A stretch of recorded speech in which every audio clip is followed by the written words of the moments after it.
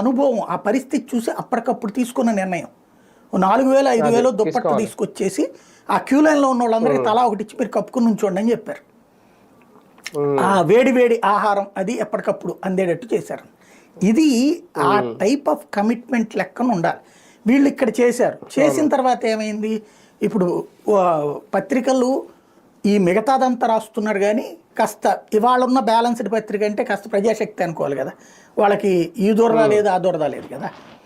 వాళ్ళు రాసిన పాయింట్ ఏంటంటే ఎవరో ఒక మహిళ ఈ ఒత్తిడికి మానసిక ఒత్తిడికే గురైంది లేకపోతే ఆరోగ్యము, ఆమె బయటికి వెళ్ళిపోతాను నన్ను పంపించండి అని చెప్పిందట. డిఎస్పీ గారు డెసిషన్ తీసుకోవాల్సి వచ్చింది. డిఎస్పీ గారు ఆమెను పంపించారట.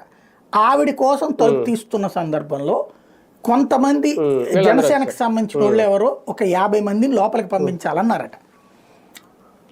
ప్రజాశక్తి రాసిన వార్త అది.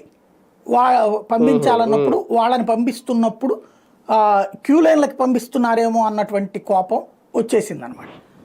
క్యూ లైన్లకు పంపిస్తున్నారు, అందుకని ఒక్కసారిగా అందరూ ఎగబడ్డారు, తొక్కిసలాట జరిగిందని ఒక్క ప్రజాశక్తి రాసి.